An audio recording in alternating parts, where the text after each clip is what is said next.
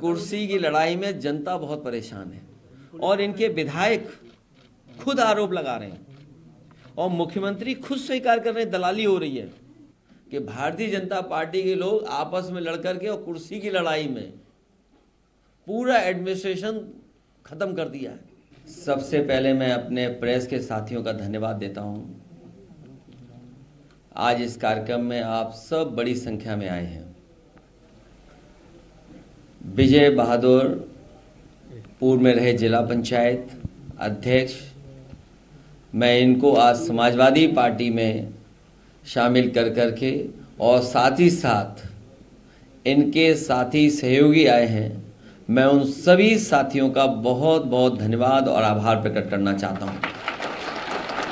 हाल ही में जो संविधान बचाने के लिए जो आह्वान किया था, पीडीए की लड़ाई को और मजबूत करने के लिए लगातार इन्होंने और इनके साथियों ने हमें जमीन पर मदद करने का काम किया है। जो इनका संघर्ष रहा, इनका सहयोग रहा, उसका परिणाम ये हुआ है कि मोहनलालगंज लोकसभा आपकी पार्टी बहुत ऐतिहासिक वोटों से जीत करके गई है।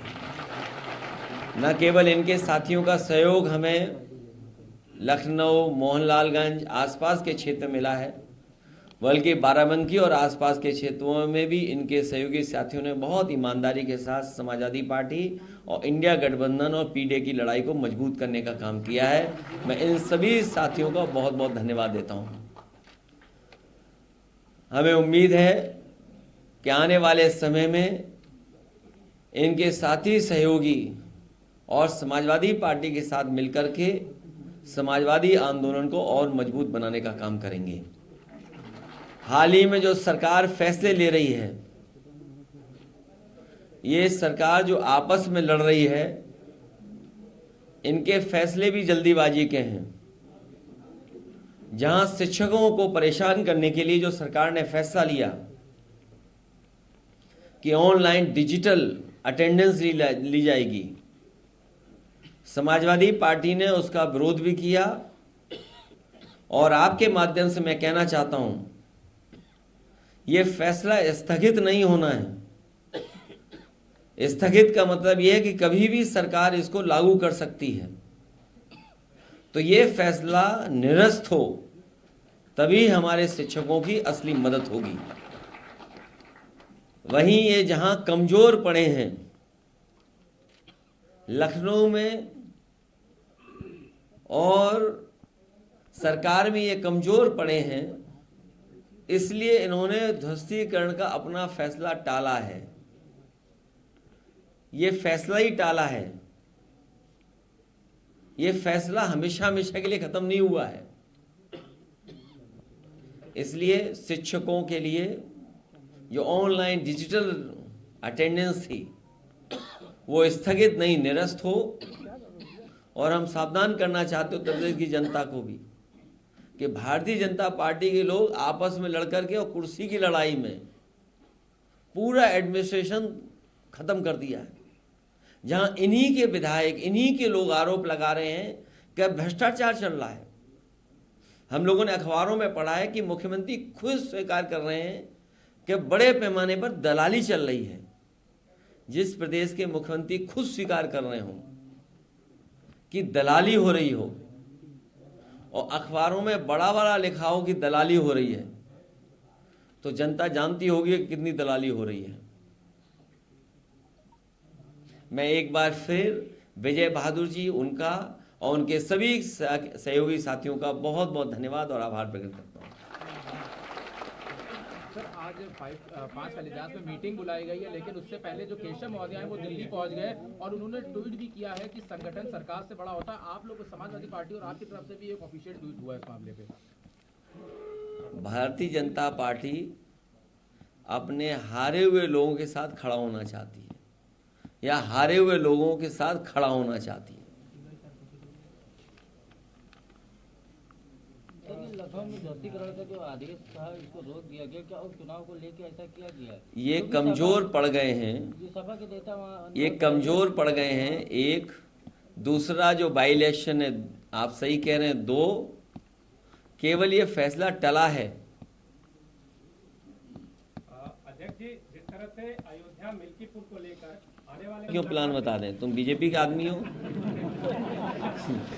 जानना चाहेंगे। नहीं, ये पहले प्लान बताया नहीं, अब क्यों बता दें तुम्हें?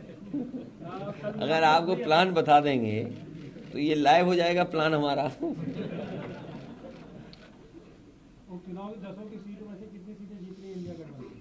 अभी जैसा परिणाम आया उससे बेहतर परिणाम आएगा। लेकिन आप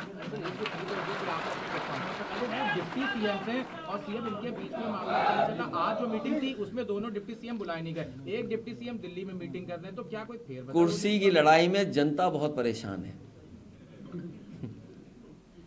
आप सोचिए, खबर ये आ रही है कि महिला ने अपने ऊपर जिंदा आग लगा करके जान दे दी। जिंदा है कि एक्सपायर हो गई? आप सोचिए, आप लोग खुद सोचिए कि एक महिला अपना न्याय मांगने गई और उसने आत्मदाह कर दिया और थाने में पुलिस वहां थी, प्रशासन क्या कर रहा था वहां पर? और इनके विधायक खुद आरोप लगा रहे हैं और मुख्यमंत्री खुद स्वीकार कर रहे हैं दलाली हो रही है। तो सवाल ये, जनता ये भी तो सुनना चाहेगी या जानना चाहेगी कि अगर मुख्यमंत्री महसूस कर रहे हैं कि दलाली हो रही है तो जो दलाली कर रहे हैं उन पर कार्रवाई क्या कर रहे हैं? जिस विभाग के बारे में वो आरोप लगा रहे हैं वो विभाग तो सबसे करीब है उनके।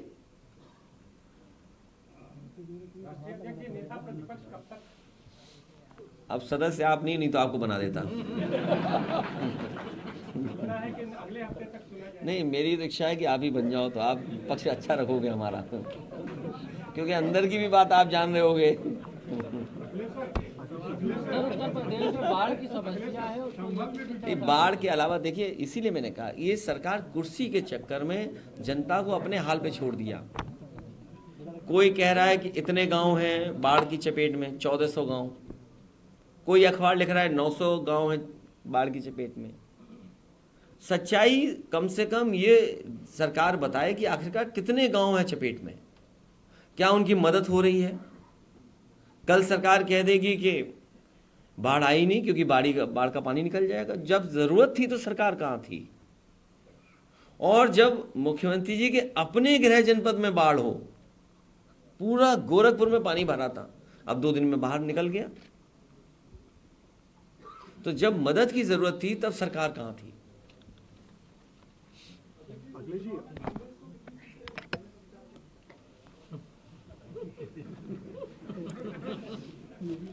आप कहो तो सब दे दें, क्योंकि सरकार तो बननी नहीं है। अच्छा, कोई सरकार बननी है बताओ? अगर आपकी इच्छा हो तो हम पूरी दे देंगे, जाइए। अखिलेश जी, आज तक की खबर का असर हुआ पंतनगर रहीमनगर में बुलडोजर रुका है। ये आपका असर तो हुआ होगा, लेकिन असली असर हुआ है जो सरकार कमजोर हुई एक, और सरकार घबरा गई कहीं ये जो संघर्ष है कहीं बढ़ ना जाए। समाजवादी लोग लगातार संपर्क में थे, रविदास जी लगातार संपर्क में थे, पीछे बैठे हुए लोग सब दोनों संपर्क में थे। और आप तो हीरो निकले ही, मुझे सुनने में आ रहा है, लेकिन उन्हें ये नहीं पता होगा कि आज तक को पैकेज कितना मिलता है। तो इसलिए ये सरकार कमजोर हो गई, इसलिए फैसला टाल दिया। क्या जो पहले जिन लोगों का घर उजाड़ा था, ये सरकार मजबूत होती तो इनका भी उजाड़ देती घर। तो किसने फैसला लिया था घरों को हटाने का? कौन लोग थे? क्या मुख्यमंत्री खुद थे? तो अब तो मुख्यमंत्री कह देंगे हम नहीं थे, अधिकारी थे। सरकार खुद फैसला ले रही थी, और फिर उस सरकार से क्या उम्मीद करोगे जिस सरकार ने सबसे देश का सबसे अच्छा रिवर फ्रंट खराब किया हो? जो गोमती रिवर फ्रंट है वो देश का सबसे अच्छा रिवर फ्रंट होता, तो उनसे कोई उम्मीद करोगे? नाले पर रिवर फ्रंट बना रहे हैं। रिवर फ्रंट बनता है रिवर पर, नाले पर नहीं बनता है। आप मुझे ये बताओ, उस नाले का पानी साफ करने का क्या इंतजाम है सरकार का? जो नाले में पानी आ रहा है, डोमेस्टिक वेस्ट है या अन्य वेस्ट जो आ रहा है उसके अंदर, तो वेस्ट को कैसे रोकते ये लोग? क्या प्लान था इनका? इनके पास कोई प्लान नहीं था, केवल गरीबों को उजाड़ना चाहते थे ये लोग।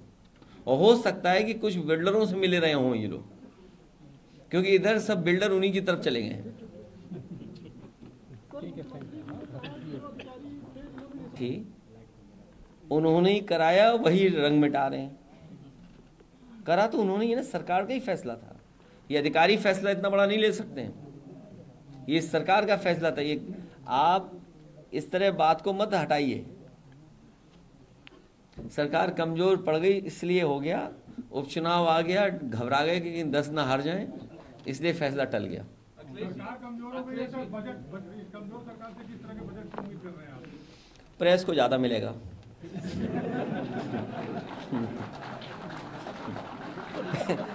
जो प्रेस को कितना मिलता है? कितना बजट है प्रेस का? रविदास जी कितना है? हैं? इतना सच मत बोलो हमारे। अगर ये सही है, इस अखबार को बीच बीच में कम मिला है।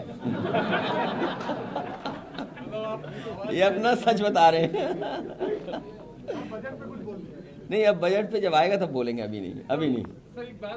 नहीं, हमारा देखिए ऐसा है, बजट पे तो केवल एक ही पक्ष है, बजट का केवल एक पक्ष है कि जब ये देश की सरकार ये कहती है कि 5th लार्जेस्ट इकोनॉमी बनने वाली है और बहुत जल्दी 3rd लार्जेस्ट इकोनॉमी भारत की हो जाएगी,